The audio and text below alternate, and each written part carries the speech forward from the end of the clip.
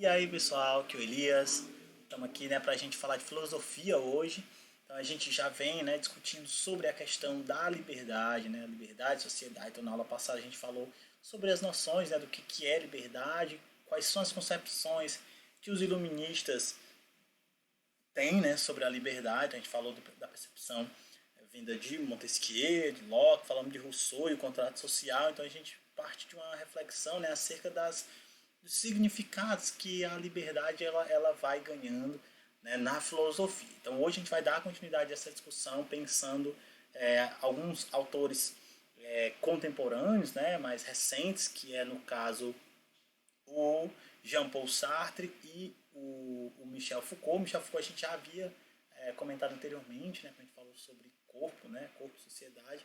Então a gente retoma essa discussão pensando um pouco dentro dessa lógica da liberdade, o que é que o Foucault ele pensa sobre isso, tá? Então, leiam a seção Nosso Cotidiano, Liberdade e Sociedade, façam as anotações que forem necessárias, seja do vídeo ou mesmo da leitura, e as dúvidas enviem lá no Google Class que eu vou responder assim que possível. Vamos lá para a gente poder começar a nossa discussão. Então, olha só, então a gente falou, já viu que a ideia de liberdade ela é uma noção que vem sendo investigada dentro da filosofia por diversos pensadores e diversas correntes filosóficas.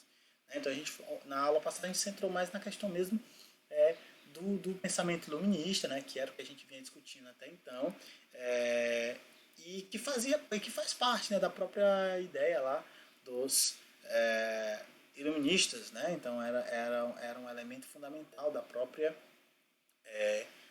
filosofia iluminista, a ideia de liberdade, igualdade, liberdade e fraternidade, fundamental aí do lema iluminista. Então, hoje a gente vai pensar de forma mais contemporânea, então a gente vai falar do existencialista Jean-Paul Sartre. Então, Sartre ele vai trazer esse aspecto, uma reflexão acerca da liberdade, uma reflexão muito mais ampla, no sentido de que pensa a liberdade como elemento central da própria existência humana. Então a existência humana ela necessariamente está atrelada à própria ideia de liberdade, de tal forma que não conseguimos ser outra coisa além de livres, como diria o próprio Sartre. Então por isso ele traz esse título, que eu acho que é bastante complexo a primeiro momento, quando ele diz que nós, seres humanos, estamos condenados à liberdade. Então é uma frase do Sartre que parece contraditória, que parece paradoxal, já que como é possível estar condenado e ser livre ao mesmo tempo? Então seria aí um paradoxo do pensamento de Sartre.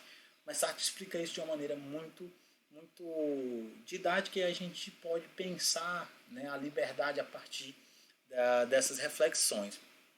Então, a grande questão é essa, Como assim estamos condenados a ser livres? Como é possível, então, eu ser livre se estou condenado, E condenado a ser livre. O que isso quer dizer, de acordo com o Sartre?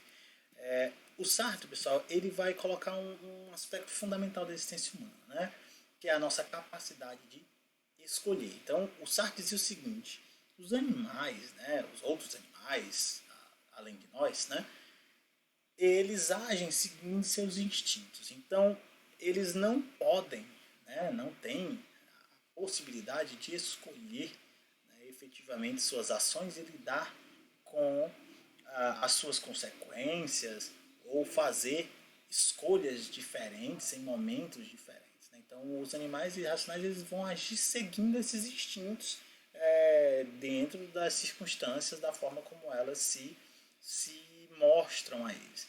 Nós, seres humanos, nós somos bastante diferentes disso.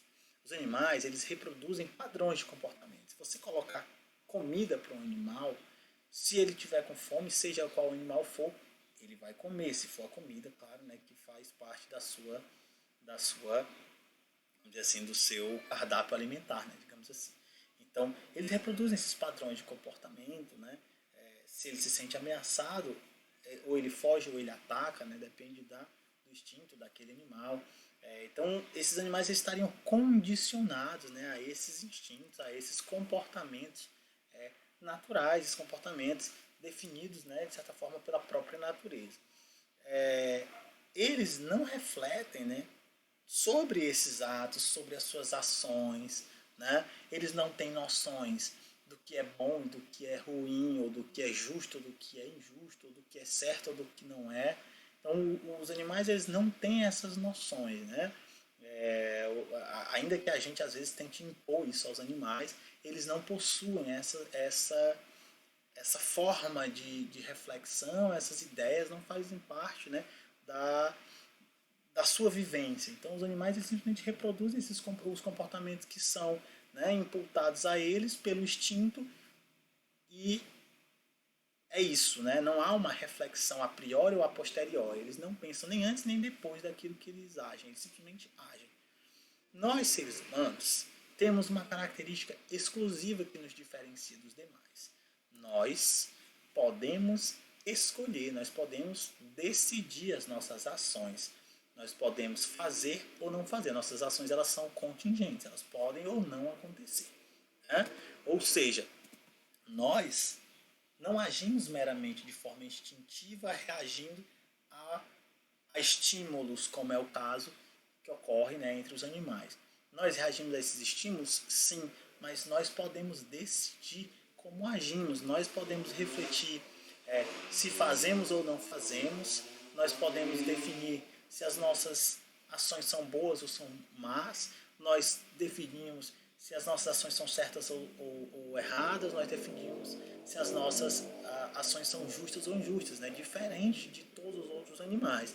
Então essa é uma característica exclusivamente humana, né? A liberdade então seria essa capacidade que nós temos de escolher, né? Então é justamente essa é por isso que ele considera que a liberdade ela é uma característica central da existência humana, já que nós somos condicionados a escolher. Daí aquilo que ele havia falado antes. Então, quando ele diz que nós somos condenados à liberdade, ele quer dizer que nós, enquanto seres humanos, somos obrigados, né, pela nossa própria existência, a decidir, a escolher. Então, tudo o que nós fazemos parte desse princípio, né, de que nós precisamos escolher, de que nós pensamos as nossas ações, nós decidimos as nossas ações. Eu posso querer levantar e ir ali, sei lá, abrir aquela porta, ou fechar, ou ir lá no outro lado da rua. Eu posso decidir aquilo que eu vou fazer. E, e eu sou obrigado, né, a decidir ficar ou não ficar, ir ou não ir. A todo momento na nossa existência nós estamos escolhendo, né? Nós estamos nessa condição de escolher. Né? É por isso que ele diz uma coisa interessante, que é até quando a gente evita uma decisão, nós já estamos decidindo. Então, quando eu não me posiciono, se, sei lá, eu digo, eu não quero me envolver, eu já estou decidindo, eu já estou me envolvendo. Né? A partir do momento que eu digo, não vou tomar essa decisão, eu já estou decidindo, né? Então, quer dizer, por isso que ele coloca que nós estamos condenados à liberdade, porque nós não conseguimos, né? Nós não temos como não escolher, né? Então, nós estamos a todo momento escolhendo, né? Até mesmo quando nós negamos essa escolha. Então, quer dizer, negar uma escolha já é uma escolha. A escolha de negar a escolha. Então, nesse sentido, por Sartre, né, nós, enquanto seres humanos, nossa existência ela está atrelada a essa característica fundamental que é a própria liberdade. Uma liberdade, mas a liberdade de escolha, né, a liberdade de decidir as nossas ações e defini-las, né, da forma como nós entendemos, da forma como nós fazemos, literalmente, a todo instante. Então, o Sartre ele traz essa reflexão muito importante acerca da liberdade. E aí você vai ter aqui, ó, somos indivíduos livres e nossa liberdade nos condena a tomarmos decisões durante toda a nossa vida. Não existem valores ou regras eternas a partir das quais podemos nos guiar. Isto torna mais importante nossas decisões, nossas escolhas. Ou seja, novamente aqui o Sartre trazendo essa importância, essa característica, né, da liberdade, que seria, né, na sua concepção, o elemento central da existência humana. né? Aquilo que nos torna humanos é a nossa capacidade de ser livres, né? A nossa capacidade de escolher e de decidir. Aqui tem outra, né? Então, olha só. Isso aqui é interessante, né? Então ele coloca só, o homem nada mais é do que aquilo que ele faz de si mesmo, né? Ou seja, novamente trazendo a questão da escolha, né? Da decisão para o homem, né? Para o centro, né? A existência do homem ligada àquilo que ele escolhe, àquilo que ele decide. De novo, até quando ele escolhe não decidir, ele já está decidindo. Então, quer dizer, o Sartre ele traz a liberdade para o centro, né, da existência humana, o centro dessa filosofia. Outro pensador que traz, né, uma forma também de pensar essa liberdade, e aí aqui pensando agora a liberdade não apenas enquanto indivíduo, mas dentro da sociedade como um todo, é o Michel Foucault. Né? Então, enquanto o Sartre está pensando aqui a liberdade dentro da concepção individualista, né, de que o indivíduo é aquilo que faz de si mesmo, o Michel Foucault traz outra concepção que abrange ainda mais essa perspectiva, né? Colocando que não só, né, nós não somos somente aquilo que escolhemos para nós, né? Mas existem, né, surgiram ao longo dos séculos instituições que criaram saberes e técnicas com o objetivo de disciplinar, de determinar as ações, né, dos corpos e dos indivíduos. Ou seja, aqui a gente já vai ter uma nova percepção. Né? O Foucault ele vai investigar principalmente essa noção, né, de disciplinamento, de produção de corpos e indivíduos disciplinados, né? Corpos dóceis, corpos disciplinados.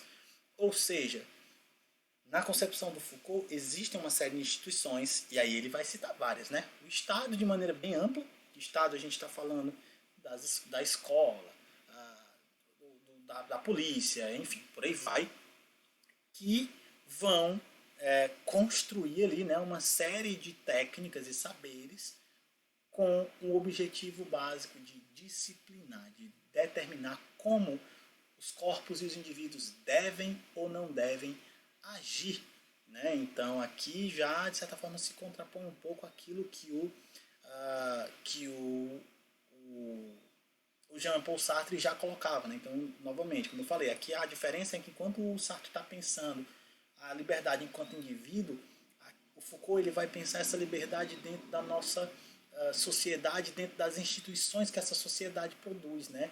E essa instituição nós estamos falando de Estado. É daí que ele vai tirar a ideia do conceito de biopolítica. Né? O que é a biopolítica? Bio, do grego quer dizer vida, né? E política quer dizer a ideia mesmo de agir no âmbito público, né? No âmbito do bem público. Então, olha só, a biopolítica seria, então, na concepção do Foucault, o poder exercido por meio de processos relacionados à vida ou à manutenção da vida, o controle da vida. Então, o Estado, os governantes, as instituições, eles fazem parte também, né, do que ele chama de biopolítica, né, que é esse poder que é exercido sobre a vida, sobre a manutenção da vida.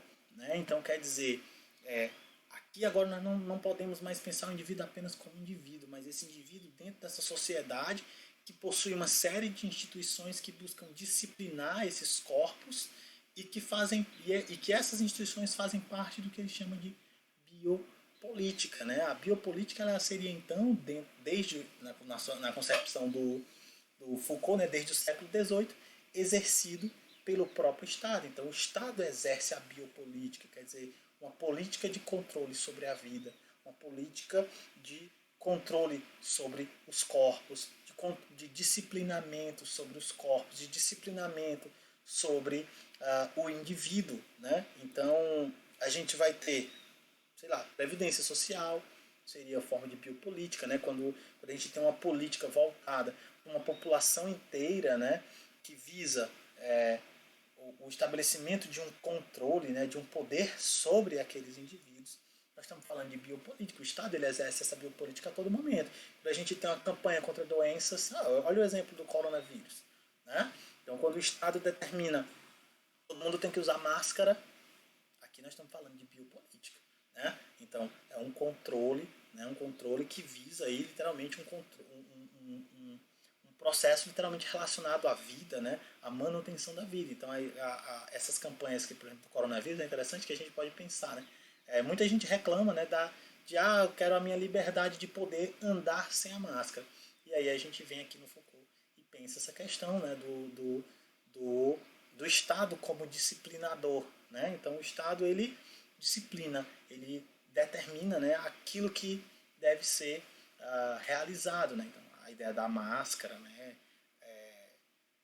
Então tudo isso, e aí, por exemplo, tem a multa, né, para quem não usa, né? Então quer dizer, isso é o que?